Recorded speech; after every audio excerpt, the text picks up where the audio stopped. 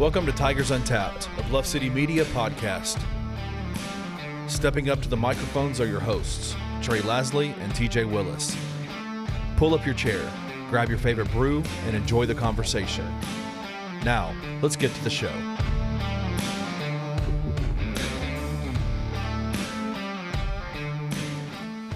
What up?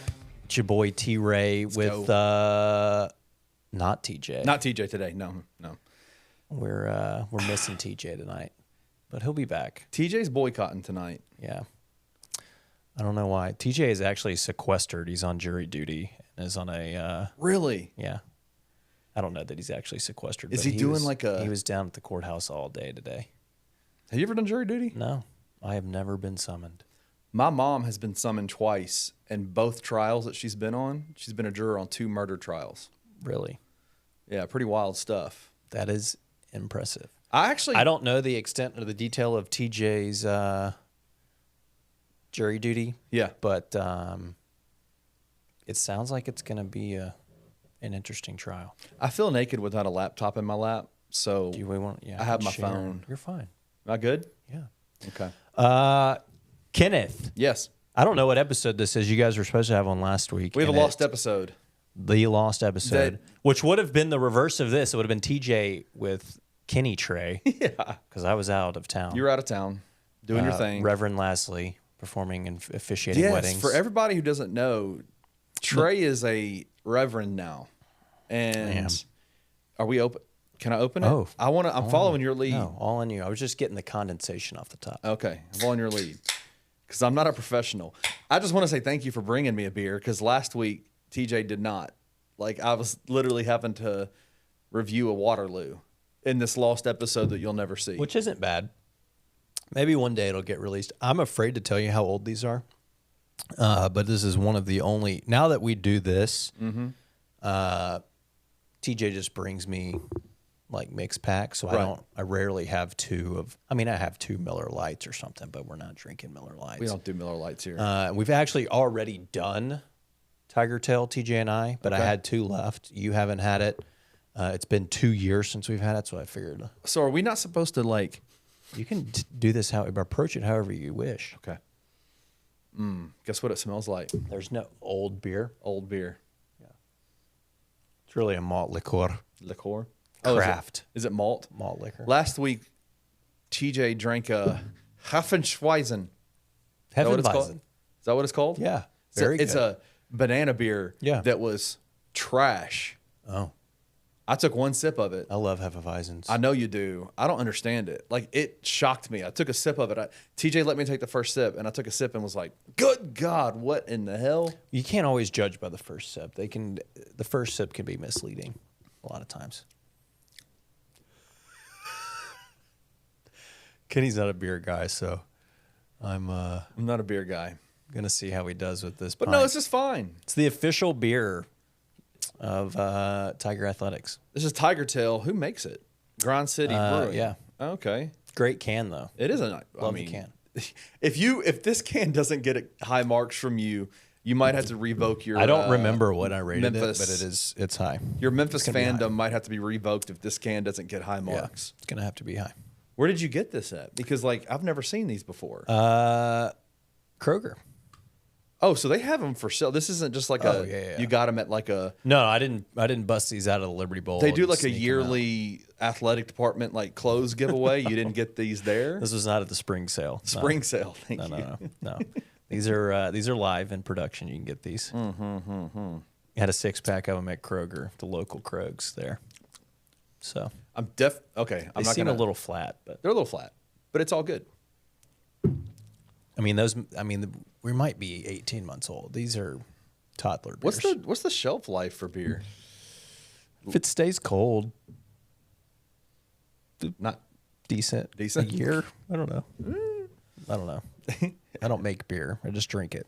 Well, listen, I'm glad to be here with you, dude. Yeah. I'm usually on the other side of the glass over here. Yeah. But today, obviously, TJ is indisposed, so I'm here. Well, we're glad to have you. Thanks for filling in. I couldn't have done this by myself. You could have. Maybe. We almost put just one chair here with a camera in your face. Just me staring at it. Yeah. It's been interesting. You would have hated that, I think. We should have started the episode with staying alive. Because the Tiger basketball teams, staying alive. they're staying alive somehow.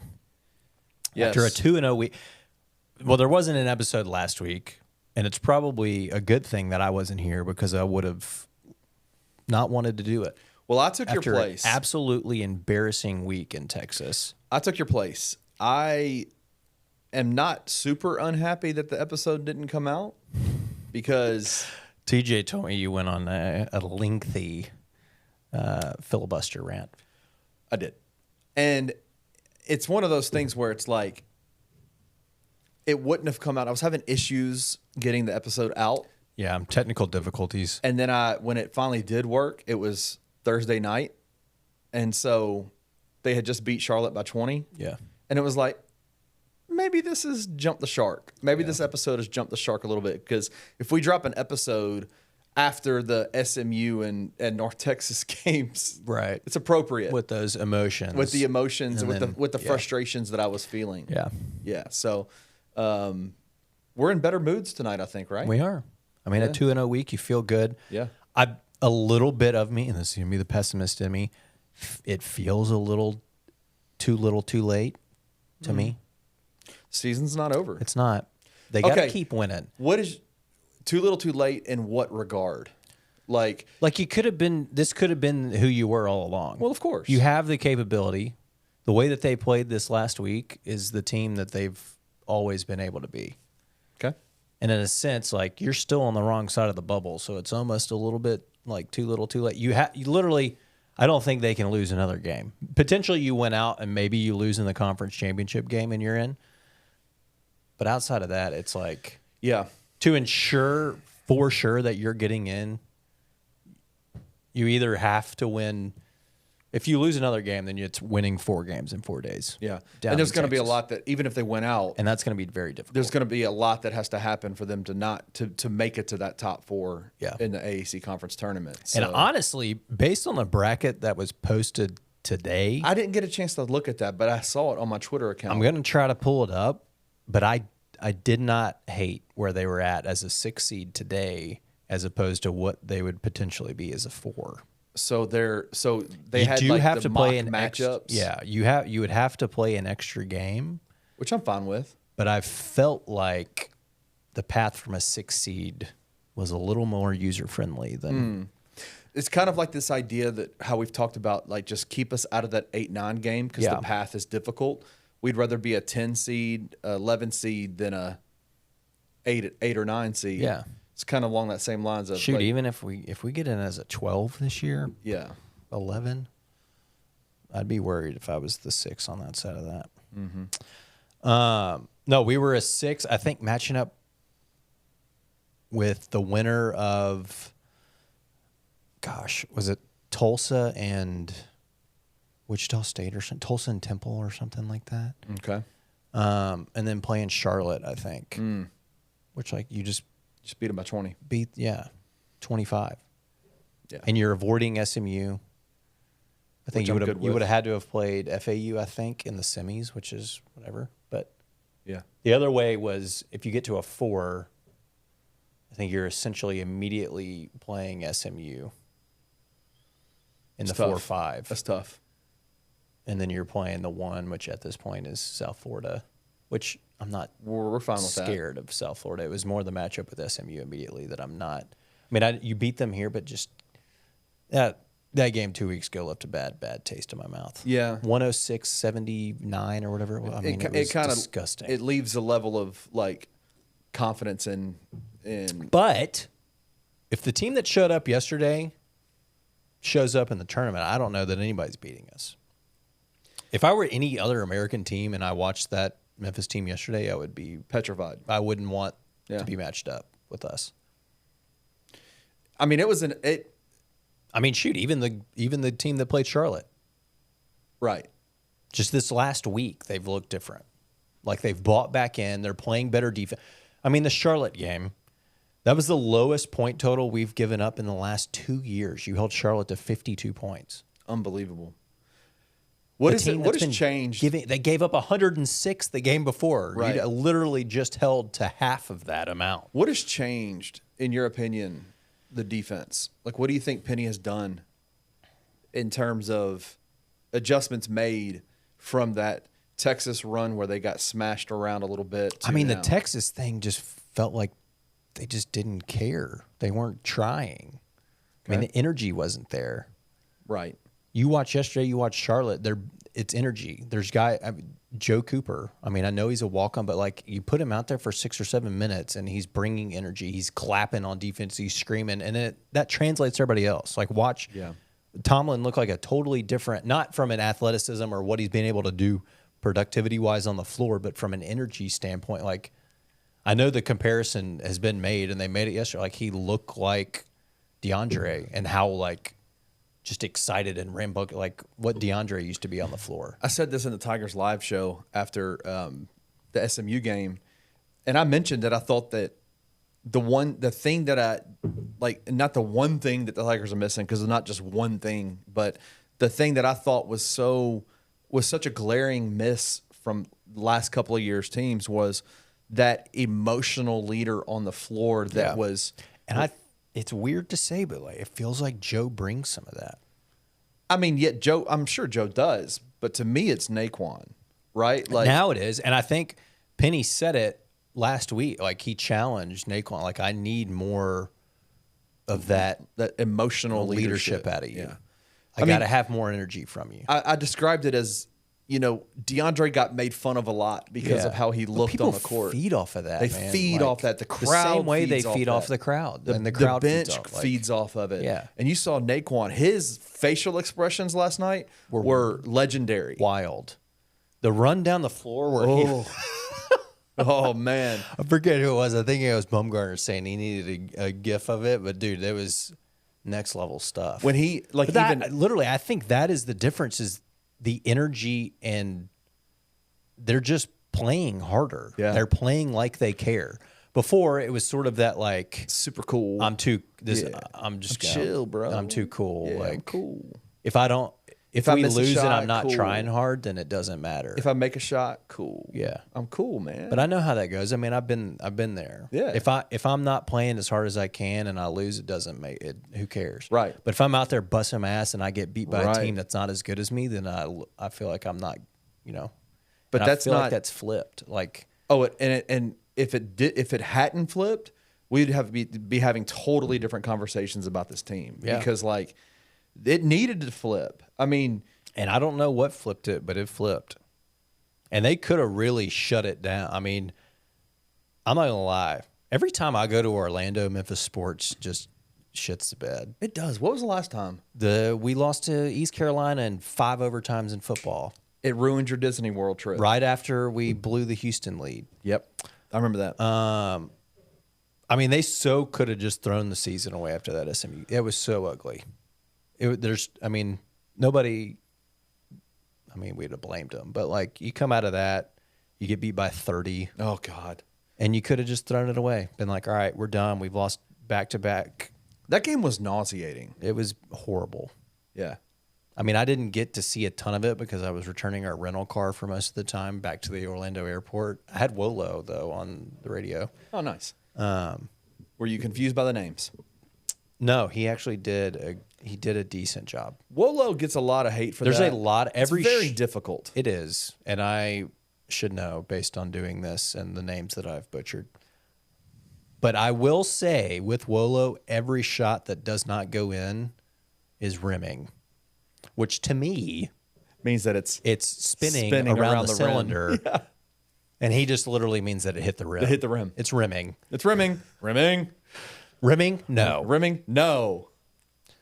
But Nae'Quan Tomlin with the rebound. Nae'Quan Tomlinson with the rebound. Nae'Quan. Oh my gosh, Blankenshmere. Sheesh. I would do it. I mean, Oh, that'd be bad. Yeah. I've always crapped on Willow, but it's tough. It's a tough biz. But no, like so we can obviously look at the energy change, the energy level the fact that they didn't let go of the rope. I think there was a report that came out that Penny asked the team, Yeah. have we let go of the rope? And they said no. They said, hell no. And they've stood behind that. What else happened over these last 2 games that makes you go, that explains the change? I mean, specifically yesterday was him riding his starting 5. Yeah. Which is what people have been. And I know that there's a report out about, but like, and he's been forced into this. We've kind of joked about it before, either due to injuries or whatever Off the court stuff that forces Penny's hand into shortening the rotation. But given the academic stuff going on with Malco, like, all we know that there's something has come up with eligibility, so they sat him out, and it literally forced Penny's hand. Like, he played a starting 5. There wasn't a starter yesterday that played less than 30 minutes. Which is incredible, right? Like, it's kind of basketball is relatively simple. It's incredible right? for 2 reasons. It's incredible because I think that's the first time, and it is February. It was February 25th that happened. Right. But it's also incredible because, like, I don't. We just actually did it. Like, when you play your best players, good things happen. Really good things happen. Like, and I get it. Like, having played before, like, it just. Confidence is huge, and when you're allowed to continue to play through stuff, like, your confidence is there, you play harder. When you're out there and you're thinking you're going to get subbed in the first 2 minutes, or dudes you're not used to playing with are coming in, like, I can see dudes just either not giving it all or just kind of be like. A perfect example of that from last night is Javon Quinterly. Yeah. Because let's be real, when he started the game off, he ultimately didn't really shoot the ball that well. No, but I think he started like 0 of 5 or 6 or something. Yeah, he started 0 of 5, 0 of 6, something like that. I think like 0 of 4 from the 3-point line in that first. But guess what? He didn't come out of the game, right? Like, he stayed in the game, and was able to work through it. And I think that that's been a big difference. Is, like, obviously Jalen, from what I understand, is still suffering from that ankle injury that he got out there in the SMU game for like 30 seconds, and it was clear, bro, you got to go back. Like, he couldn't even move laterally at all, like, couldn't move. And so, Jalen being out, Joe kind of being your backup point guard, you just got to ride with your guy, right? And when we say backup, we're saying like 5 minutes. Yeah. Like, give Quinterly a breather for a minute and a half here and put him back in, which is exactly what they did. Yeah. I think Joe played 6 minutes yesterday, 7 minutes. Played 7 minutes. And did fine. Like, did what he needed to do. When Was he an came in energy the guy game, off. yeah. Hardcore, hard-nosed defense. Like, exactly what you needed to do to give Quinterly a push quick the break ball towards the basket on the break. Yeah, he did well. That's all you need. And then you throw Quinterly back out there to play the rest of the 33 minutes or whatever. Yeah. No, it was great. I mean, it was great. But again, what you were talking about is it allowed Javon to, like, work through, man, okay, what's going on? He was able to see a path forward to success even when his shot wasn't going well. Like, he was still, man, you saw him pushing the ball. You saw him orchestrating, finding guys open. Like, what yesterday, I know he had no turnovers. He had six assists and no turnovers. Come on, man. We had 3 turnovers like halfway through the second half. We had 6 in the whole game. I know, and 3 of them came in the last 90 seconds because we started, our booty holes got tight and they started throwing the ball away. Against SMU, he had 6 himself. Yeah. Like, that's what I'm saying. Like, and that's the beauty of, like, sports like this, is that you are able to, confidence is such a, even guys at that level, high level basketball, I mean, it can be this nonstop unless you're just an elite level confidence guy. Yeah. Right? Like, there's certain NBA dudes, they could miss 100 shots in a row and they Doesn't still matter. think, bro, I'm making the next one. Yeah. Like, I got crazy confidence. But that's not who we're talking about here. We're talking about high level Division I basketball players that their confidence can do like this, especially when they know that if I make another mistake, I'm probably out of the game for the next 6-7 game time minutes. Yeah. But the beauty of what happened last night, and give major, we have done, you and TJ, me on other shows, with y'all on this show, we have taken Penny to task for his rotations and just talked about how bad they've been. And I would say we got as much as we were giving critique in that situation today, we can look at it and go, okay, you making the decision to ride with your guys the first 7 minutes of the game without a single substitution, that has never happened. I can't tell you the last time that happened. That allowed the Tigers, that allowed Javon, that allowed David, it allowed Jaquan, it allowed all these guys to find pathways to success to win that game. Because they went down 10 in the first half. Yeah. And they immediately came back. Immediately were able to see their way through it. Yeah. And that only happens when you know, hey, bro, I might mess up here, but I'm going to keep playing. Right. And guess what? I'm going to do better than that. Yeah. Like, I'm going to be better. Yeah. No, I mean, yesterday was, to me, I know we didn't shoot great, especially from three, but it felt like, and I know that FAU led for most of the first half. Yes. But were they leading at halftime? Yes, look at up the game one. cast. I think they were up 31-30. Yeah, they were up 31-30. Yep, you're right. But it felt like we controlled that game. From the time they went down, was it 24-14 in the first half? Yeah, around something. Yes. From that point forward, yes. Yeah. You're right. Like, it felt like something I mean, shifted. and I think FAU played into exactly what we wanted them to, which was feed the post to goal. Like he's going to get his, but don't let Davis, Martin, don't let those guys beat you. I'm going to steal this from Gabe Kuhn because he talked about this on a show today, the Gabe Kuhn show. Do you remember the Cincinnati game from a couple of years back? Yeah, when we let Locken just go nuts. Yes. Because they were the best shooting three-point team in the entire conference. Right. Keep feeding him.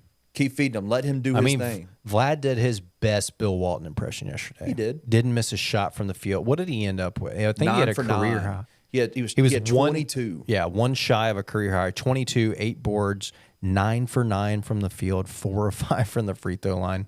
It's pretty impressive. That is, and they said this on the broadcast, which is, I mean, I'm assuming that's what Penny and staff had looked at, was his career high twice this year. He scored 23. Both instances they lost. I think it was 23 he scored against South Florida, and 23 Interesting. he scored against UAB. So and there they seems to be lost kind of both a game those plan, games. right? Like kind of, and then scored 22 yesterday and lost. Seems to be kind of a game plan because obviously, if you look at the box score, John L got his points, but it was all late. It came late. It came late in a run where they're trying to get back. We had gone up 10. Yeah, gone up 10 late. They're trying to come back. He started making some shots, but Elijah really didn't do a whole lot. I mean, you look at their on, efficiency ratings, efficiencies, they weren't great. I mean, combine the two of them, they were 2 of 11 from 3. I mean, come on, man. Like what's his name? Boyd. Nick Boyd. At one point, John L had more turnovers than our entire team. Yeah, man. He had 4 and we had 3. Dude, Nick Boyd. They held Nick Boyd to 2 points in the game. Yeah. Nick Boyd is nasty. He's the one that hit the layup. Sorry. Gross. I brought up. Dude, okay. I don't even want to talk about it. Can we talk about it? No, we cannot talk about it. Did you have flashbacks? Yes. The entire arena had flashbacks. Was it like audible? Like, like what the hell? This is like. I mean, they even talked about it on the broadcast. Did they talk about it? Yes, on the and broadcast? then immediately replayed the scene from last year. They showed that clip from last year. I know at least twice. It might have been 3 times. When I rewatched it later last night, it was disgusting. That is horrific. Literally the same exact situation. It was the same. They gave him the timeout. They gave him. I mean, I know it's not the same officiating crew. It's not the same circumstance, but like, you can't even script that. No, like, how does that happen? Did you see Penny's face? No. He was like, jump ball, like, oh my God, are you kidding me? He said in the postgame, he said he had flashbacks. Yeah. Well, and he was like, I can't say what I really want to say. I can't say what I really want to say. He said something after that, like it was terrible or something like that. That was wild. That was a wild. And can I just say this? At least it wasn't in like a super crucial part of the game. It wasn't, but damn, there was a lot of time. That left. was wild. But that was the fact that happened in this game. I mean, I'm just gonna be honest with you, bro. Like, I'm not usually one that gets behind like all the Tiger fan base hate of another team. Dude, FAU can kiss my ass. Bro, they talk so much. They do. I mean, David talked about it. I think they asked him why he flexed at the end. And he was like, I had to. They were talking the whole game. They talked. Like, And So I think they Weatherspoon- talked about that. The team talked about it last year. They talked the whole time. Weatherspoon comes up to Caleb Mills before the game. I can't even say the shit he was saying. Bro, he's like, man, you're lucky you ain't out here. I'd be going nuts, like just screaming at him. And Caleb just standing there with a cane. It was wild. I loved it, but it was wild. They talk so much. And let me tell you, man, the Tiger fans on the courtside seats, they knew, man, John L. Davis and that Weatherspoon kid got it the entire game. The entire game. Good. They were getting crushed by the fan base. Good. Yeah, it was awesome. Dusty mentioned it. The city was loud. It was very loud. That was remember the Alabama game from 21? We have 4 or 5 times as many people that they can fit in their arena there. They're like, where's that Elmer Rohn field house we can go and we're used to this. Can we play there? Can we play at White Station High? Yeah, can we go play at Cordova High School? You know, that seats 2,000 more than our arena. But no, man, they did talk quite a bit. They talked quite a bit. It was wild. It was pretty intense. The level of talking, because Javon is a talker too. He got into it with I forgot another game. A home game from a few weeks ago. Do you remember who I'm talking about? No, but I thought you meant yesterday. No, but he was doing it too. Man, they were all talking. It was awesome. It's so funny. I'm going to show a video of it. I have a highlight package coming out from the game last night. But even at the very beginning of the game, Nae'Quan did the jump for the Tigers. And Vlad, you see him standing there. So Nae'Quan got out there first. And it was like he was staking his claim in that circle. And he's just standing there, and he's got this 1,000-yard stare on his face. And he's just standing there like at attention. And you see Vlad come walking in, and he's, getting himself ready, getting his shorts and tucking in his shirt. He bends down in front of Nae'Quan, and he's getting ready, and Nae'Quan's just like this, just stone-faced killer. And I was like, woo! Man, it was fire. Instantly, because I filmed it, and I was thinking, oh, my God, he's ready. Like, this is going to be a crazy game. It felt crazy. Hey, maybe they need a freaking pump-up video before every game. Yeah, that's a funny story, right? Penny edited a video himself. iMovie. Showed it, pulled his phone up. Cap cut. Hey, check this out. Pulled it up. That was all they needed. Nah, my dude Paris Cole, man. Have you met Paris yet? Paris Cole works for Tiger Sports Properties. He's their new guy, and he did the video for him. I need to see this video. Paris Cole is awesome. I want to run through a wall. Yeah. Can we get a Paris? Can we get a video before every game? Can we get a TJ and Trey? If that's what changed, yeah, and made these dudes play this way, then can we do this for every freaking game? Every freaking game, especially Sunday with UAB coming back. I want to beat them so bad. Can we beat them by 24? Please. Please. Please. All right, Kenneth, what else we got from this past week?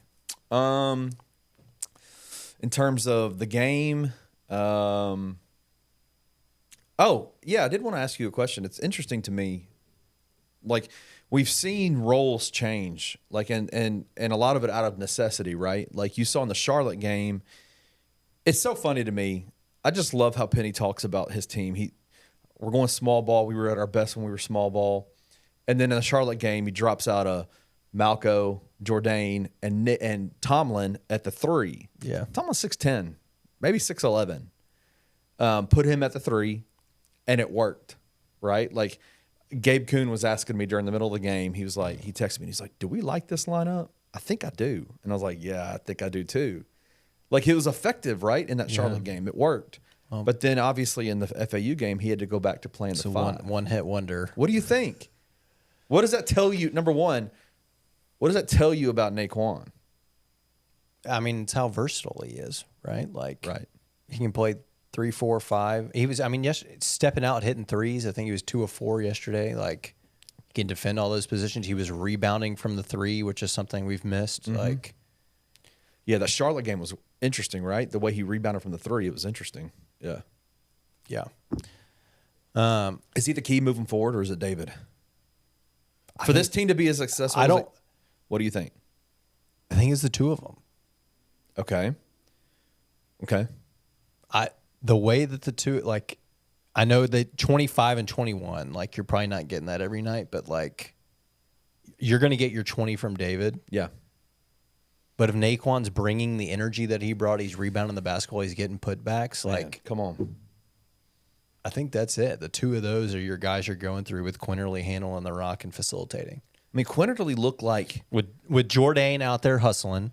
I mean, he did not have a great night by any means shooting. 1 of 6, 0 of 3 from 3, 1 of 2 from the free throw line. a play at the 8 half court, rebounds. diving for the ball. Diving for the basketball, getting the late rebounds off of a missed three. Like, Yeah. just the little things. Well, and I noticed this in the game too yesterday. They started facilitating the ball through Nick. Did you notice that? Yeah. They would do that handoff at the top, but then he would get it back, and he was the one that was facilitating a lot of the cross court ball movement.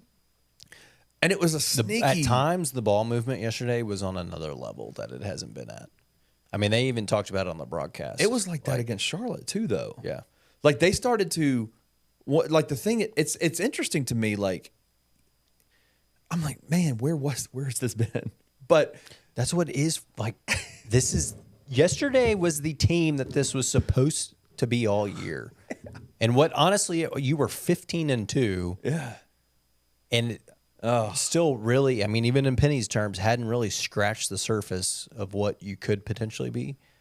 It just shows you, like, this is what we could have been the last 6 weeks. But it's just like, here's what I would say about it is that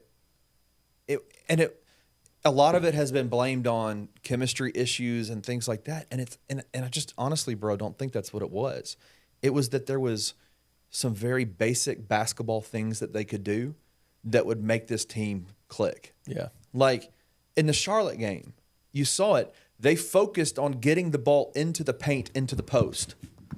So they would post Malcolm, they would post Nick, whatever side they were on, they would post one of those two guys up. And then the opposite big would flash to the high post, and it was boom, boom, boom, ball movement.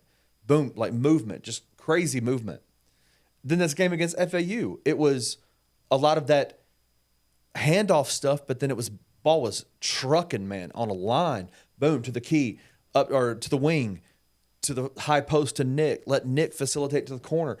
I mean, it was like just simple little actions that kind of unlocked. Like, you don't have to run like, a playbook from the Smithsonian, but you just run simple stuff, and this team is so talented they can do it.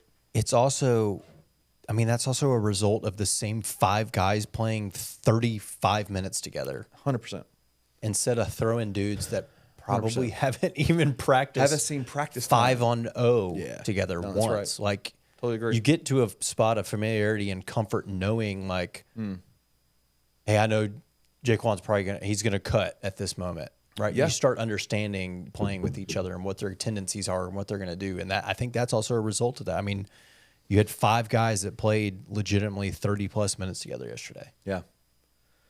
And I'm sure they practice a lot together this week, too. Right. Yeah. And so there's a level of familiarity there. Yeah.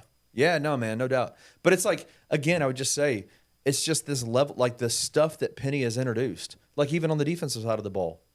I know he loves to press. I know he loves to get the ball moving, shaking up and down the floor. He wants to create havoc out there, chaos. But what has he done in the Charlotte and the FAU game? He has gotten the dudes back. He's extended them to half court and let them pick up there. But he's basically saying, get your ass back to the half court, get down, guard your yard, which is what he said all year. But what he's done is he allowed these guys to like get back, get set, guard their yard, get down. And what did they do? They held Charlotte to 52 points and then held FAU to 74 points. Forced 13 turnovers. But I mean, yeah, John Hill had 4. He didn't average. What's he average? 1.5 maybe? Like, they were turning FAU over yesterday. I mean, just simple little changes that have been made. Yeah. That fills me with, hey, man, like this is the second straight game that we've seen some very specific it things. Gives you a lot of confidence moving forward. That if they can, does me too. If we continue with the rotations that we've seen the last 2 weeks and the energy that this team is playing with, right. I agree.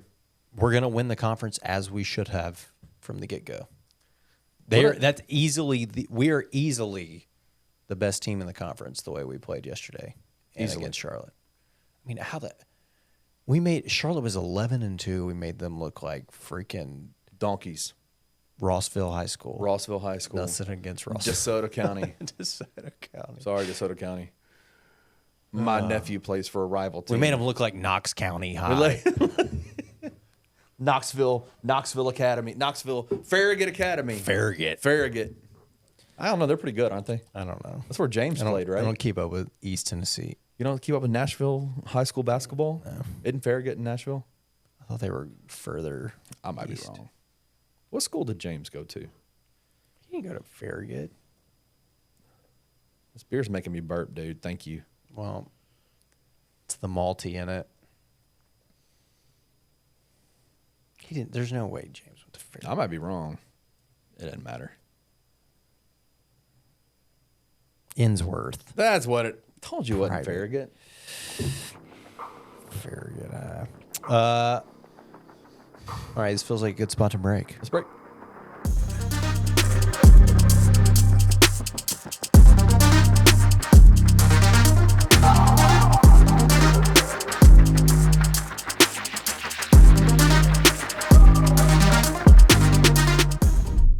The next 2 years, if they can find a roster that works with those guys making the money they make, they'll have 2 legitimate shots at titles, I think, for 2 years. And now after that, you figure out what you're going to figure out. Jaren's going to come up again and his money's going to be more. Maybe that's the point where you've got to break it up. This trade deadline and this offseason, acquiring some pieces that make sense for you, not development guys, not drafting guys, acquiring pieces and guys on favorable contracts that fit into your system, that finish those last little bits around the edges that you need. And that's, I think, why the next 2 years are so important. I think that's why the trade deadline is so important, as well as the offseason, because they've got to find pieces that work. They cannot develop guys. They're done with that. They can't be doing that anymore. Time is done.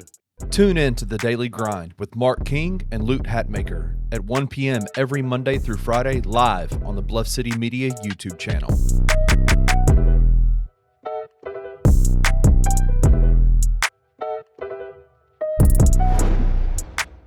This past week, and not only kept that 1% hope alive, I think that percentage has grown because you see them beat Florida Atlantic, you realize they can beat just about anybody in conference if they can beat that team. Yeah, and we've known this. They haven't shown that in quite a while, but we've known the whole year that Memphis is really at their best, at their peak max powers. They're capable of beating pretty much any team in college basketball.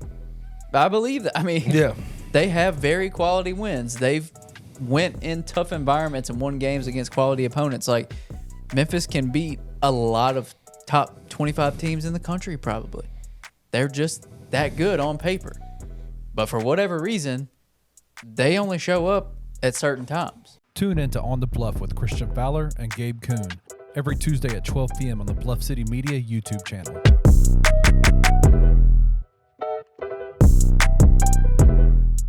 Penny's not getting nearly the criticism he probably should get for this stuff, but he never does. And watching Penny Hardaway pander to anyone who wants to receive his pandering has been incredible to watch the last few weeks, man. He's pulling out all the hot spots, man. All the buzzwords. When you say pandering, what do you mean by that? Penny knows how to work up this fan base and to keep this fan base on this side. And when I say this fan base, I mean, goddamn it, me. Because, man, they don't want to play for the city, man. They don't want to play for the city. It's a buzzword that means absolutely nothing. Because, like I said, the kids that have came through who have played for the city, y'all didn't want them either. Tune in to The Anthony Sane Show, Wednesdays and Fridays at 12 p.m. weekly on the Bluff City Media YouTube channel.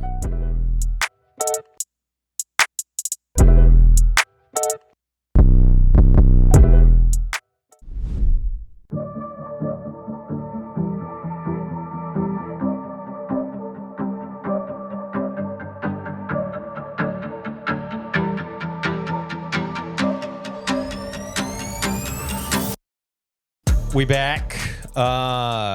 Kenneth, we got 3 ball We've games. had an adventurous break, haven't we? Have we? It's kind of a dirty studio. The working conditions here are absolutely disgusting. I'd like to apologize. Have you filed a formal complaint? I would just ask that Gabe and Christian, and we know that you're listening, please clean up after your show. This is true. If you're in the Discord, I posted a picture. It's terrible. If you're not in the Discord, Join all the the Discord. reason, All the more to- reason. to join. You get to see the So mess that you was can made. see. I don't know how that happens, but it happened. You know how it happened. I don't. Stop I don't it. know how poo-poo gets on that part and then isn't cleaned. Oh, okay. Isn't cleaned. I get that. Like, how do you not know that you did that? No, of course, 100%. Someone was lazy. Someone got lazy. I mean, now it's going to have to be chiseled off. I mean, it is dried on there. Someone so. get the excavator. I'm an excavator. Sorry, my daughter watches Blippi. Jesus.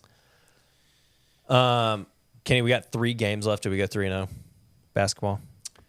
All right, who are those games? UAB, East Carolina. At East Carolina this Thursday, 6 p.m. ESPN2. I will say this: weird things happen in Greenville, North Carolina. Right.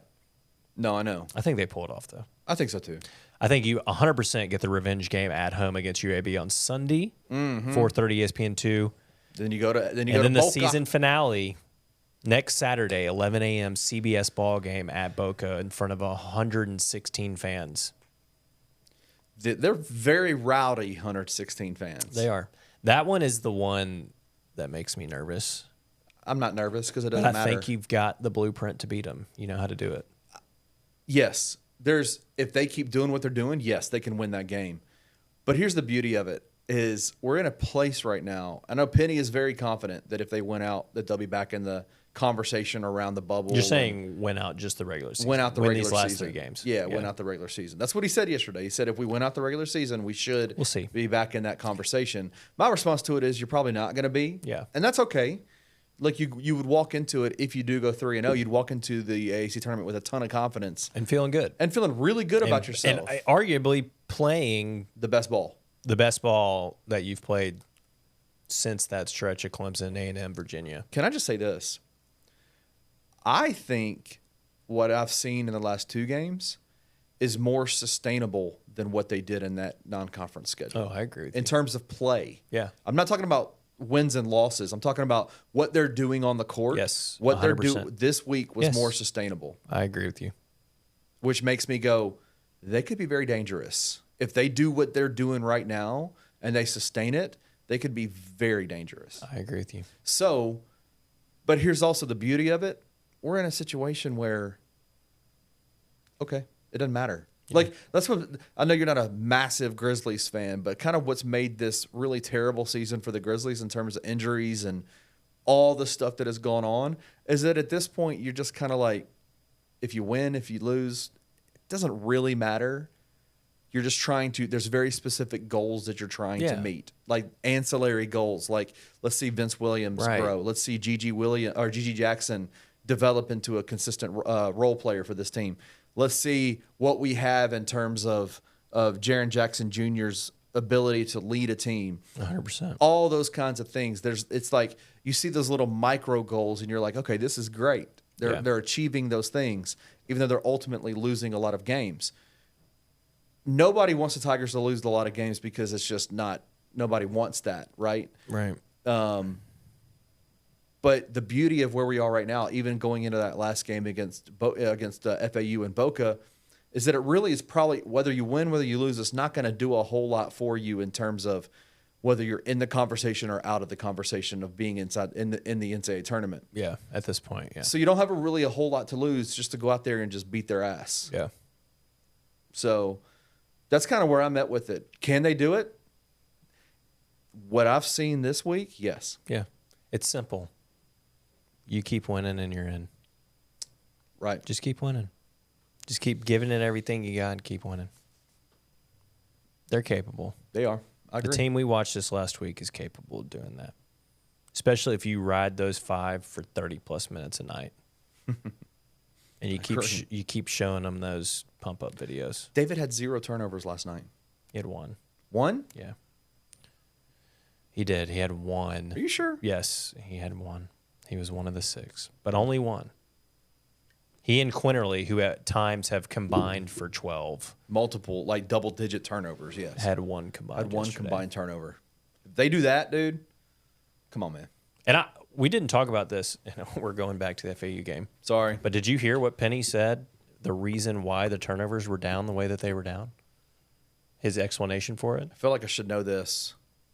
What did he say? Because Quinterly had the ball in his hands the majority of the time and was able to be the point guard and primary ball handler. Shocking. Yeah. No, I mean, listen, I don't want to be sarcastic towards Penny Hardaway right now. Like, he's done well. Like, the last 2 games, it's been fine. But, I mean, come on, man. He's been the starting point guard for 2 Sweet 16 teams in a row. Like, I don't think anybody's necessarily shocked by that. Are we about to get SEC tournament, Quinterly? Bro, if we do, Sign me up. we do. Sign me up. You remember how last year when Kendrick and DeAndre went into the tournament? Gosh, were they combining for 70 a night? Yeah. What did they score in that UCF game? They scored like 30-something straight points. Yes, it was absurd. That's what I'm saying. They combined for like 65 between the two of them. It's like 65 of our 75 or something. Are we not expecting that? But if we see that, from a maybe you combine DJ and Javon and Nae'Quan, and you've got your KD and DeAndre pairing. I don't think it's out of the question. I mean, you had it to an extent. You had it yesterday. Well, Nae'Quan and David combined for 43, I think, and then Javon added 16, 14. 14. So there's your With 60. 0 turnovers There's your 60 between and them. 6 assists. Come on, man. I'll take it. They can do it. Just keep winning. We've always said this team is talented enough to do whatever they want to do. We wrote, this is random, but made me think. I was just going to say, just keep winning, like Dory says in Finding Nemo. We rode Finding Nemo ride 3 times in a row in Disney because Catherine loved it. Did she? Just keep winning. Just keep winning. Or, well, swimming. Just keep swimming. Well, in this case, it's just keep winning. Oh, in the Tigers case. Gotcha. Yeah. So. Let's have a conversation. Obviously, games were happening on the court. Right. Some off the court stuff happened as well that we need to talk about. It was reported by us at Bluff City Media, and then the next day followed up was confirmed or reported or released by a press release by the University of Memphis that Malcolm Dandridge was being held out. Didn't give a timetable or anything like that in regards to this, but that he's being held out of games pending allegations of potential academic misconduct, and so that there was an investigation happening right now. When you read that on Saturday, you read Roman Cleary's report on Friday night, but then read kind of the release from the University of Memphis, man. Like, what were you thinking? What the hell? Yeah. What's going on? Like, how did we get here? And then a little bit of me was just like, damn it. This is why we shouldn't have brought Malco back, which is sad because he's been playing his best basketball. But then the other part of me was like, we're about to get smoked because we need Malcolm. Yeah. Bad. Yeah. And then all the talk was how much we're going to need Jordan Brown to stand up and step in. It's like 2 minutes. And we didn't need it. Didn't need it. Literally, he came out, got called for a hook and hold, And then went back to the bench. Then we didn't see him again. Did Although I you think notice that? Not to go off Malcolm for a second, but did you notice that in the game? Did you notice? Was it a hook and hold? Oh, it was 100% hook and hold. Okay, cool. I couldn't really. It was right by me, but they I made couldn't the really right call. Okay, It was a hook and hold. I saw. I mean, he freaking had out. John L's arm and was holding him.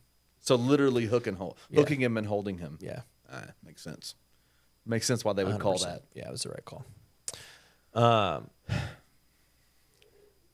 Yeah, the other part of it is like we can't. It feels like we can't catch our breaths before something else comes up, drama related. Like we don't know to the extent of what this means or what's happened, but it's At this it's point, unfortunate. At this point, Like, all we know is that the university is the compliance department at the which University is of also Memphis. like, what is that even? Like, how long is this going to take? Like, Yeah, is there a timetable? does he come? Is he cleared and come back this week, or Yeah. is it? Hey, we're investigating for the next 2 weeks, so it's like his career at Memphis is basically done. Like, What a terrible way. to go out. To go if that's out, the way right. you're going out. Yeah, yeah. Yeah, like I said, it's the investigation is. I mean, we're literally in the middle of it. Yeah. So, as vague as we are, That may be the jury duty trial that TJ's on. well, we already know how that's going to go. Then That's why he's not responding. Malcolm's coming back tomorrow. But no, I mean, we just don't know a whole lot right now. So it's like, it's kind of a wait and see approach in terms of, but I think you're right. Like, it is like, really that we're dealing with this Yeah. again. But also, the funny part of it is like, I said we were going to get smoked, but the joking matter is like something like this happens. Everybody's kind of like, damn it. Like, we felt turned around after Charlotte. Yeah. And I'm like, what's going to happen is now we're going to come out and beat FAU. Yeah. And like, that's just how things go. Does it not feel like Penny's teams are notorious for needing some kind of outside Yes. drama to like become who we always knew they could be? Yeah. Like, for instance, the 21 team, right? Yeah. The stop asking me stupid effing questions Yeah. press conference. What happened after that? Yeah. Went ballistic. Or when they lost 4 in a row and then destroyed Alabama here. Like, Yeah. it's just, I don't know. It's predictable. But we'll see. Again, we have no idea how long this will take. We don't know that if Malcolm could get clear. We don't know if the investigation lasts through the remainder of the season. It'll be interesting to see what happens. But like you said, it's very unfortunate. And if this is, if Charlotte was the last time we ever saw Malcolm play, then it's sad. I know the conversation around it has been largely towards, Malcolm, obviously, because of his alleged involvement in this. Yeah. I don't think Vlad goes off like he did yesterday if Malcolm could play. No, I don't think so either. So in that sense, like, you're missing Malcolm. Yeah, no. It would be good to have him back. Yeah, we'd by love FAU at FAU. We'd enjoy that, right? Let me ask you this.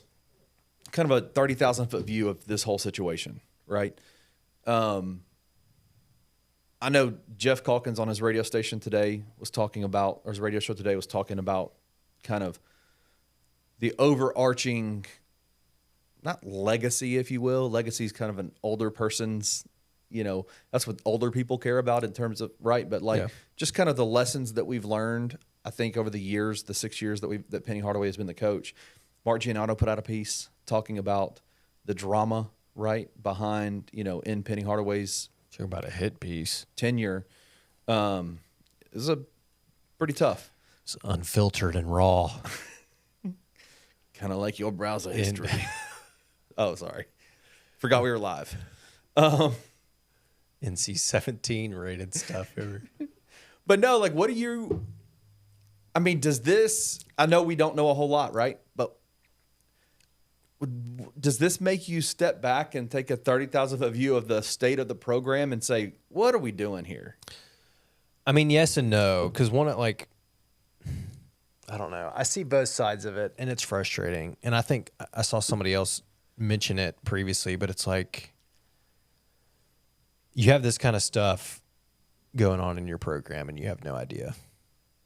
And it makes you think of like 2021 when the Tennessee game gets canceled, and Penny's like, he didn't know who was vaccinated and unvaccinated. Right. It's kind of like, how do you not know that? know.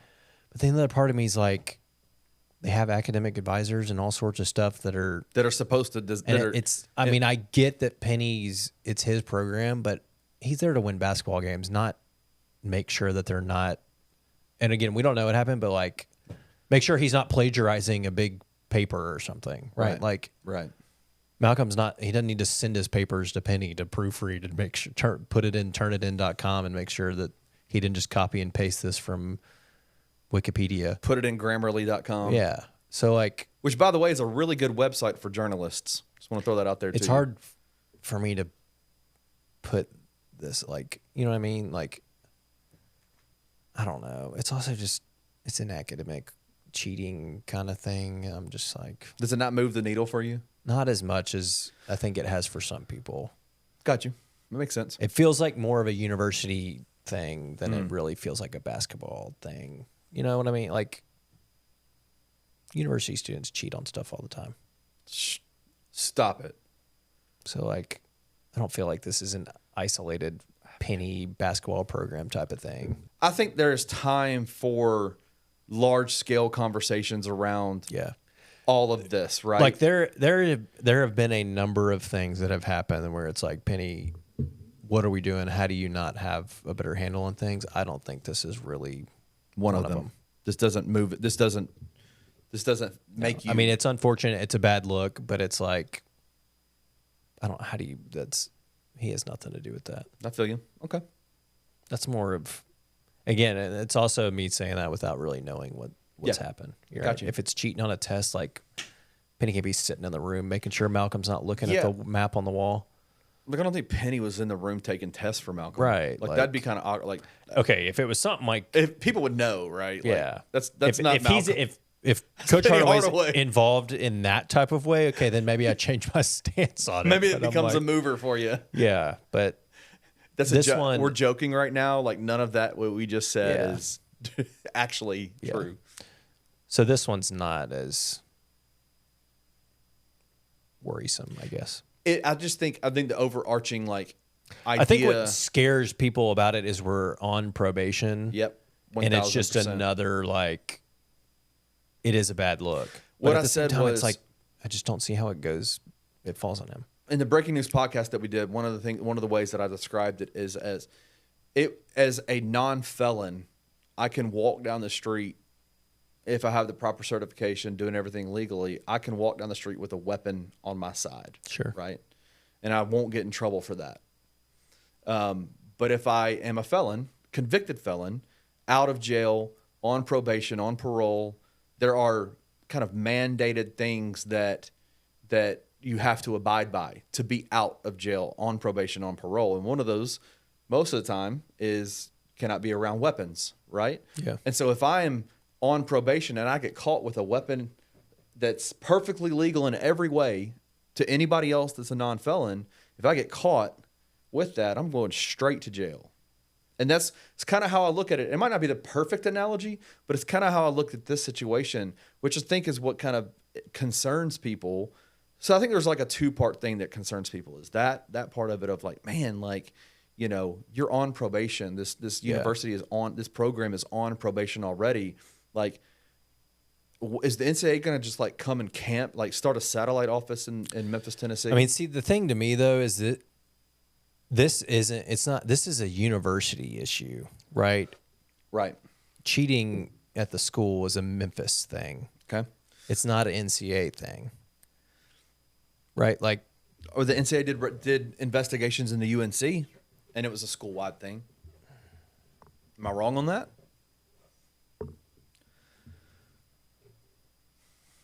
No, I mean, you're right. And I want to reiterate, the NCAA is not involved. My argument to the NCAA, so UNC got cleared because those classes were available to all students. To all students. My argument this time around, all students are able to cheat at school. It's not isolated to just about. Hitherfore, there too. So we're clear. We're clear. But no, again, I would say right now what I've read through the tea leaves is that the University of Memphis Compliance Department is right now in the midst of an investigation in order to gain a full understanding of what the issues were, has been, whatever the word you want to, the describers, in order to be able to report to the NCAA, this is what has happened, and this is what we've done to alleviate these problems. Which is what being under probation is what they're supposed to do. Which is So I exactly think- what they're supposed to do. Yeah. So at this point, the NCAA is not involved in this conversation. Now, according to what we know, they very well could be having back channel conversations, whatever. But usually, what happens is the NCAA will send out, nowadays it's a tweet saying, basically saying we are they'll submit a letter of a letter to the school, and you'll get that letter online, and it'll say, this is what we're opening an investigation. Right. That's not happened. Memphis is in the midst of trying to figure it out themselves right now. Yeah. And so, that's where we're at. Yeah. And I'll also say, I mean, like the fact that it's at this point in time, they've said Malcolm is the only right. See, He's the only person involved in this investigation. Right, which I think also plays a part of it. The UNC thing was like years and years of the basketball Multiple program years. taking classes that were made up. that didn't exist. It expanded over years of the program. So it's like, unless something comes out where there was some type of thing where it's like the last 6 years under Penny Hardaway, such and such has been happening and his players have been cheating through this or whatever it is. Well, here's the thing. What we'll know is there's already been multiple investigations into this program over the last 6 years. So they would have found some already. They would have found it, right? So, Like this is like going and getting your teeth cleaned for the 5th time in 5 weeks. Right. Like there ain't a whole lot there for them to clean anymore. Yeah. They've done it already. Yeah. So we'll see, man. We'll see. I mean, it's a tough place, and I think that there are rightfully so a large swath of Tiger fans that are saying, "Man, I'm tired of the drama, man. Yeah. Tired of the drama." But to that, I'll also like, it's not just here.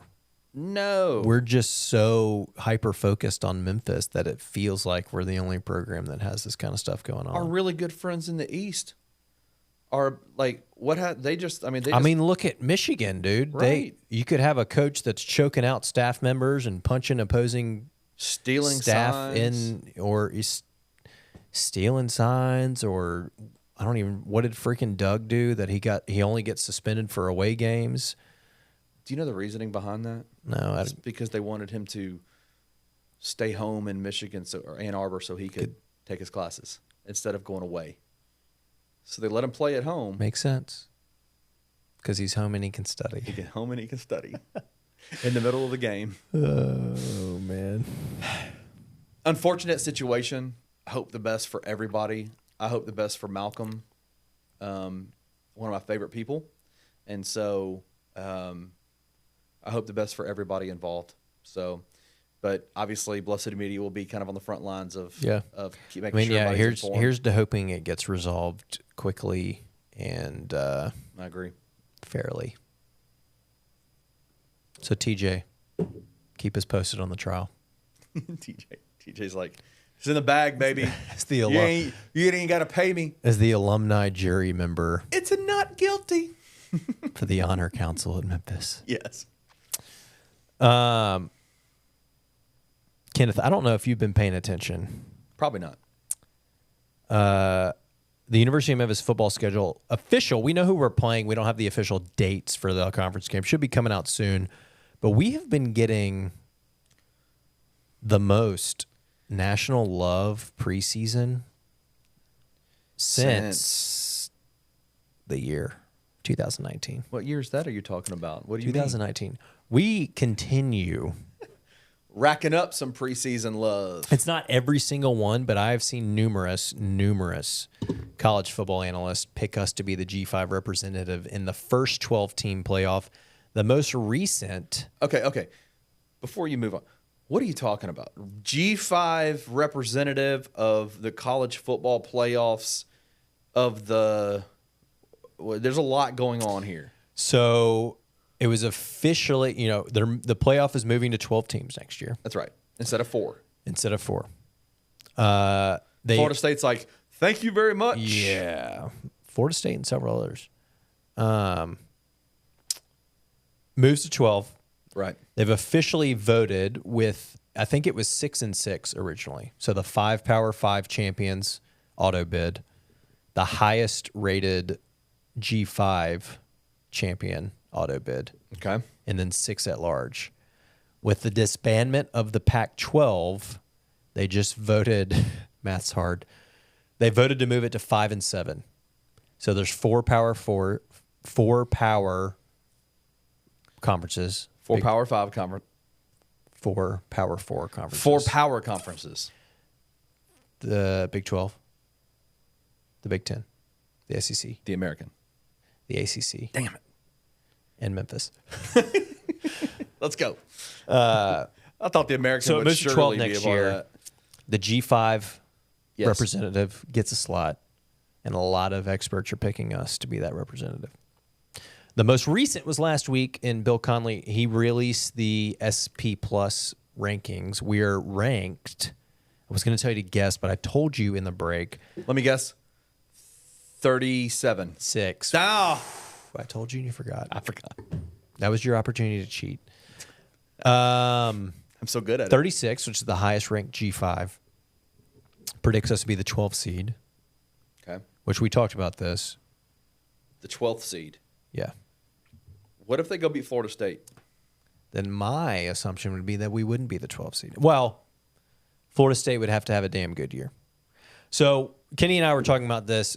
Most years, more often than not, I think the G5 is going to be the 12th seed, which means that then they would play the 1 seed. Well, no. The first 4 get buys. Oh, they get a bye. So then they would play Right. the 5th, 5 and 12. You would play, yeah. Yes. Okay. Winner of that would play 1. So, likely, in a realistic scenario, we go to Tallahassee, we lose. We're 12-1. We're the American champion. We end up the 12 seed, and we're playing like a 5 seed Oregon, Bama or a Washington. 5 seed Oregon or a 5 seed Texas. Oh, God. You beat them, and then you get the 1. I'm down for it all. In a scenario where we go to Tallahassee and we beat Florida State, we're 13-0 and the American champion. And then let's say Florida State goes 12-1 with their only loss being to the University of Memphis Tigers. But they win the ACC. They win the ACC. They would still be in the top 4 Yes. seed. So the 1 through 4 are reserved for the Power 4 conference champions. They Gotcha. get the buys. Okay. So they would be 4th. And in that scenario, maybe the Tigs are 6 or 7. Or 8. I don't know. How do you feel about this? It's getting me damn excited. Okay. Let me ask you this, just off this, kind of moving this direction for a second. It felt like a lot of Getting so slouched. I felt like at the beginning of the year, last year, there was very little buzz around this program. 0. And I think a lot of it was due, in my belief, and maybe you can disagree with me, it wasn't because this team wasn't talented. I think a lot of it had to do with the fact that the whole conference realignment conversation had been going on all off season. Memphis was supposed to be to all of our thought processes was that Memphis was going to be involved in that, and then they weren't. Yeah. And it felt like there was just a level of disappointment coming into 100%. the year. I think a lot of it was that. And then you were also coming off back-to-back 7 and 6 6 seasons Yeah. where Should've they been- really should have been 10-win seasons. Should have been 10-win And you seasons. kind of threw Yeah. away a couple of games. Totally agree with that. And the difference is the conference realignment settled. You're in a good spot to get into a playoff that's been expanded. So you have a legitimate shot of You could win the whole damn thing. yes, if you get in, you have a legit shot of winning the whole thing, which I mean, has how- not realistically been there before. But isn't that, like, to me, is this not the smartest decision that the committee has made in a long time? I have been screaming from day one. It should be A similar, playoff. yes, and it should be. I still argue it should be the same as like the FCS, Like, where every conference champion gets a bid, and then you have. I think what they have a 32, which maybe that's too many, or 24. I don't know what it is. I mean, you're talking about a lot of extra games added to the schedule, But right? to that, get rid of the freaking. I mean, you don't need 4 out of conference games where, It's true. So cut down the non-conference games. especially in the power programs, or 3 of them are doo-doo Cupcakes. programs. Yeah, no, Like, why are they 100%. playing those? Change those to be home playoff games, and you're probably getting more money out of it anyway. But what if there has to be a set number of regular season games, though, right? Like, so Yeah. would you cut down the regular season games in total? Like, Yeah. instead of it being, I mean, it would probably be, instead of 12, it'd be 10 or 9. 9, 10? Yeah. Interesting. Well, then I you're think talking this about is great, though. But then you're talking about 12's a program, great place to start. But then you're talking about programs that what if they don't make the playoffs and now they're having to live off of 10 games of income, of revenue, instead of 12? Then don't suck. Good point. I mean, I hear you. I think that or some sort of promotion relegation system would be legit. if college football is the first first sport that is primarily American that introduces relegation, primarily America to promote or relegate, it would does the promotion relegation, I'm gonna lose my mind. It would be awesome because that's awesome. Yeah, I mean, listen, man, I don't care what you think about sports in general, but the greatest tournament in the history of all sports is still March Madness. 100%. And so now what the college football is doing, it's getting rid of these BS bowls that mean nothing to anybody that's playing in them. Yeah. Even though the Liberty Bowl was pretty dope this year. That was fun. I think that's another reason why there's going to be a little bit more buzz. That Liberty Bowl was fun. A little bit of Liberty Bowl hangover. A little bit of Liberty Bowl hangover. Carrying us to August. A little bit of Taco Tail. But you know what I'm saying? Like, this, I think, is like... I mean, I think it's going to take some years to get to that point. I think the first several years, you're probably going to see some really bad blowouts. I mean, think about it. The first couple of years of the 14, there was hardly ever a good semifinal game, really. It's true. Yeah. I mean, a majority of them were blowouts. Right. You know, you had the Michigan State getting absolutely stomped. Notre Dame got stomped several, so I think it's going to take a little bit of time to get there before you start really seeing that parity amongst programs that are getting in. But at some point, it'll happen. You're going to have a Cinderella that's going to make it. I mean, how many years did it take for a 16 seed to be a 1 seed, right? But it happens. And then when it happens, it's happened incredible. again. It happened again this last year. Yeah. It's Purdue. And it's amazing. And it's awesome. That's all give the little guy a shot. Give us a shot. And so for a school like Memphis, my expectation is that this leading up into fall camp is going to be electric in this city because the Tigers have a damn good team and they have a shot. And a real shot. And a real shot to play for something that matters. Legitimate, the first time ever, a real shot. Dude, I'm so amped up. We're in the throes of college basketball, and I love college basketball season. But damn if I'm not excited for college football to start. You're not the only one. I've seen it all over the X-verse. People want college football here. And you know what else? Go ahead. Is going to help with that? It's the release of College Football 25. I'm not a gamer, so help me out. I wouldn't classify myself as a gamer anymore either. Do you have a Twitch account? Are you on Twitch? Do you stream? No, I have.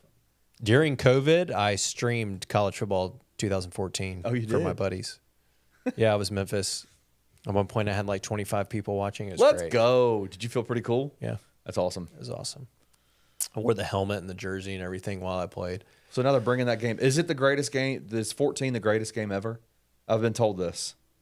I've been told that college football 14, NCAA football 14 is the greatest game ever. It's the greatest game ever because it's the last one they made. What are your expectations for 25?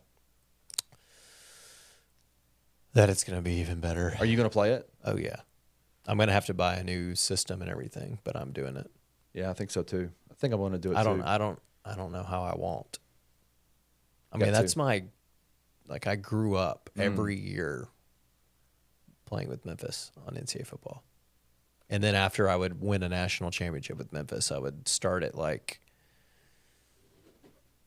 FIU, who's a 1-star program, and build them up. Take the Panthers to Let's the title. go, man. Little what's his name? McDonald? No, McIntyre. Yeah. Bring up Mike McIntyre. Mike? Yeah. Oh, man, I'm so bad with names. Mike McIntyre's team up. It's gonna be fun. I think Panther Nation. I've heard good things about it. It's gonna be interesting with all NIL and transfer portal and stuff now. That stuff didn't exist in 14. 600 bones and a copy of the game, bro. Come on. Yeah. Well, I meant in the game. In the game. Have to figure out NIL. Oh, you can do that? I am assuming so. No. How can you not? You had in the previous ones you had to do recruiting. Is there gonna be I'm sure transfer portal will be a part of it. Yeah. But NIL? Are they just gonna give you a budget to work with and go with it? Wouldn't that be cool? Yeah, it'd be dope. I've tried to look at EA jobs before to get on. Do you add yourself into the game, or can you do I that have before?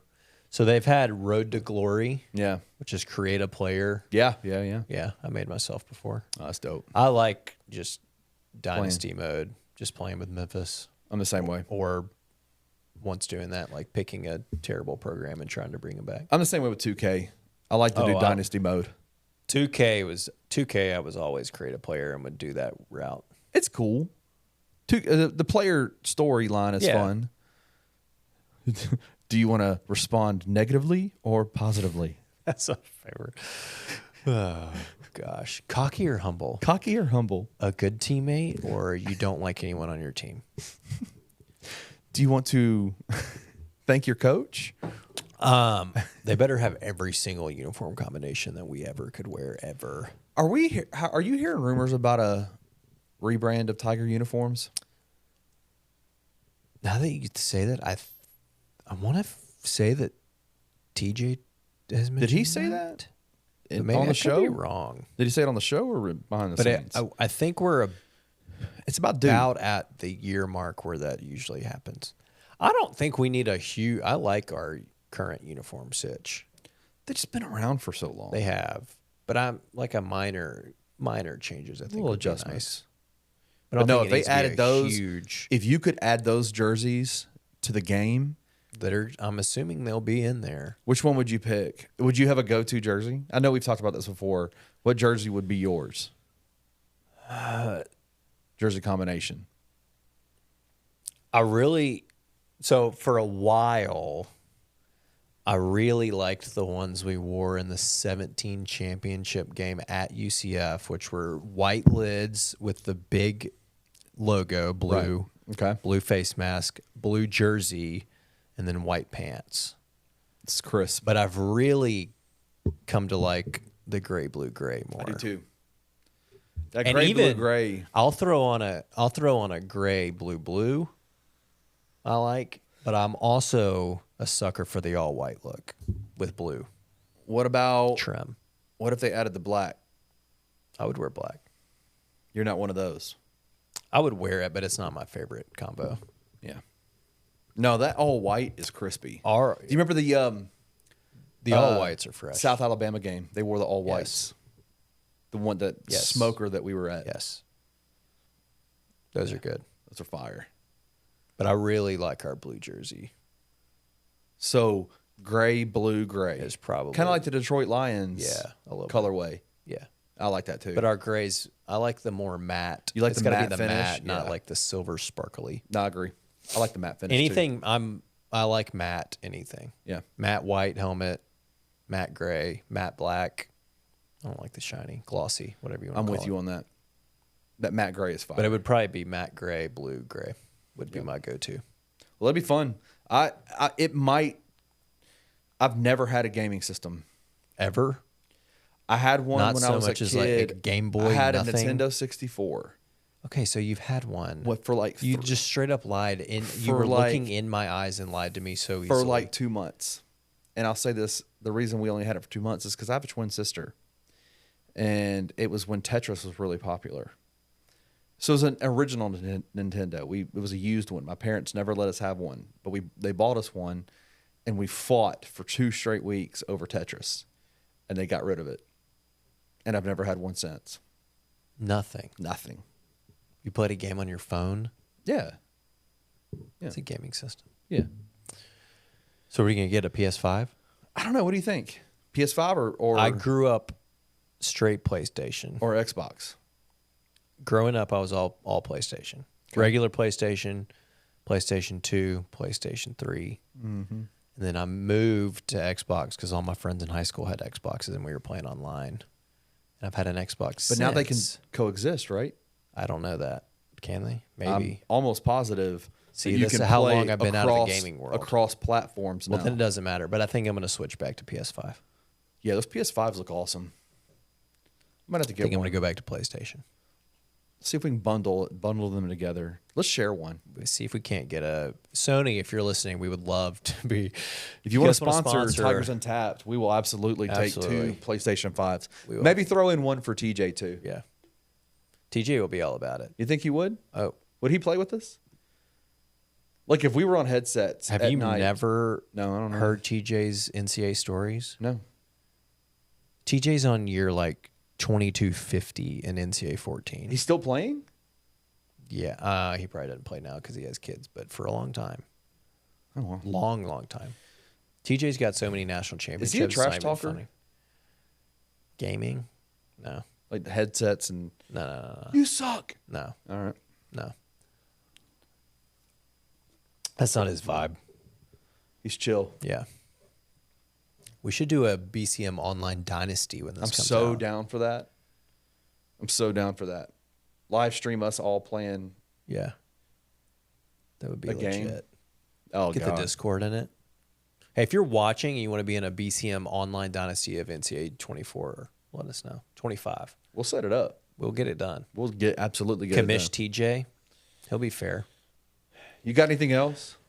We just need to rate this tiger tail. Your boy's fading over here. It's been a long It's couple of getting days.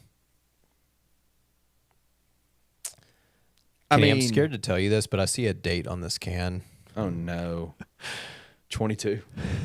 It is February. February 16th, 2022. 2 years old.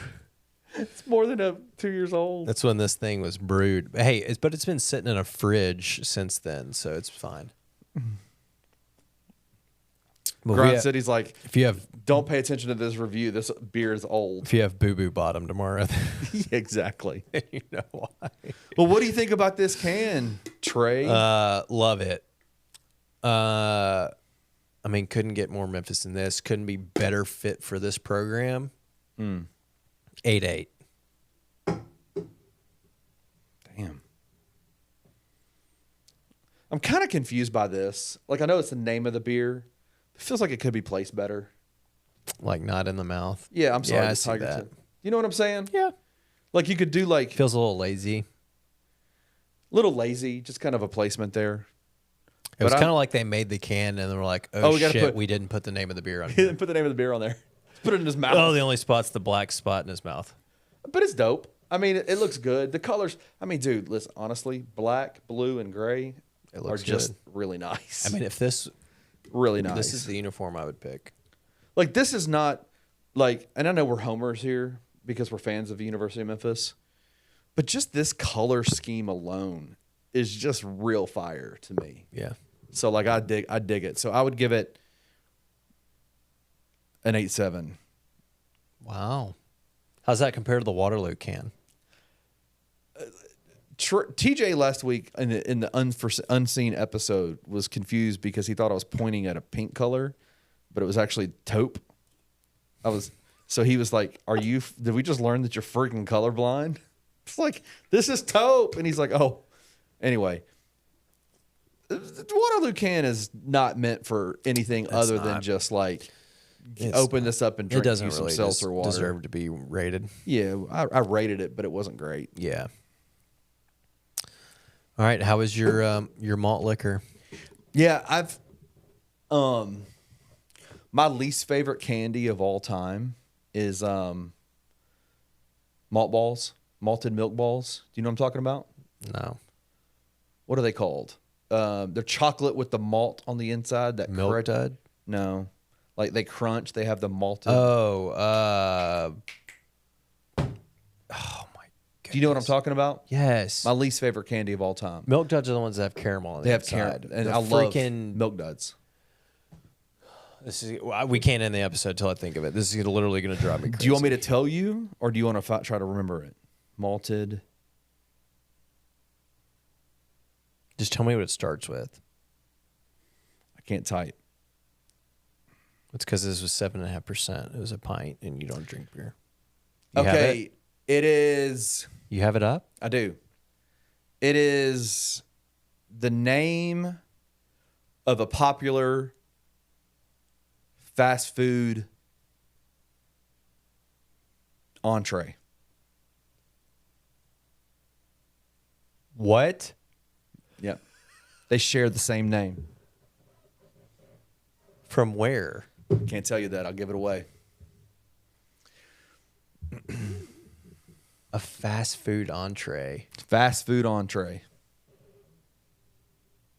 It's on. It's literally on the tip of my tongue. I keep. It starts. Stop. It's there. I feel it. I see. It's a freaking like off-white package box. I want to say goober, and I know that's not right. It's close. It's Not freaking. really, but it's close. It starts with a W. Whoppers. Oh, it was so on the tip of my So, like, my tongue. least favorite candy of all time. You just basically projectile vomited a piece of spit. Just Did it really? It was huge. I wasn't even talking. You look like a snowball. Whoppers. I'm Yeah. not a fan of Whoppers. No, I don't think anybody likes Whoppers. I know a lot of folks that I do. don't know how they're still in But if you business. like Whoppers, you will like this beer because it has a very like I taste the malt in it. Like it has a very thick. The way that it makes my tongue feel. If you like Whoppers, you will like a 2-year-old. Yeah, exactly. But no, it in terms of like that malt sensation, that's what the Whoppers would do. You put them in your mouth and you just kind of go. I can taste it for a long time. And it's given me cotton mouth, which is why a big old flopper of spit went everywhere. But I like it. I mean, it tastes fine. It's fine. It's fine. I've said it before. I've rated it before. It's not by any means my favorite. You're a malt fan, aren't you? Not really. I mean, it's fine, but I don't. I'm not like out seeking malt liquors. Right. It's fine. It's very meh. Obviously, I drank it again. I've had it before. I mean, it's like a 6.8. Now we're gonna have to ask DJ what we originally rated it. I have no idea what I rated it. A 6.8. It's just Again, very middle of the pack. Yeah, like it's fine. Again, I'm not a beer drinker, Yeah. but the beers that I have had. What was the one that me and you tried? I went to Kroger and got the night that me and you recorded on StreamYard. Mexican lager, I Man, think. okay, that one was really good. I could drink a lot of those. Yeah. Oh, that's I couldn't drink a lot of this. So if I'm going on the hence, TJ, these were in a 6-pack, and I obviously got it 2 years ago, and I had right. If TJ's scale of rating is drinkability is at what 7? Is it 8? Like if you can crush multiple of these, it's high. It's very high. Yeah. So I'm gonna go. I mean, I could crush these. Like if I was at a tailgate and just wasn't. I gave the Mexican lager a 10. Yeah, remember? you did. It's a very fine score. You did. So I'm gonna go 7.7. That's based on your 10, that feels right. Yeah. That's the equivalent of a 6.8 for me, I think. Perfect. I think you nailed it. Did I nail this one? I think you did. You gonna invite me back to I think so. review a beer again? Because might have last to time be. you almost quit the show. That was very rookie. You gave 10 out of 10 and then 10 out of 10. It was a rookie mistake. That you've come a long way now. Is it a mistake to take the top off No, your? I think TJ does that every time. Okay, cool. So I mean, you're right where you need to be. TJ, we miss you. I mean, for all we know, TJ could be still sequestered next week, and you may have to be back here again. Listen, TJ, we miss you. I'm gonna look at the camera. We miss you. We love you. Care about you.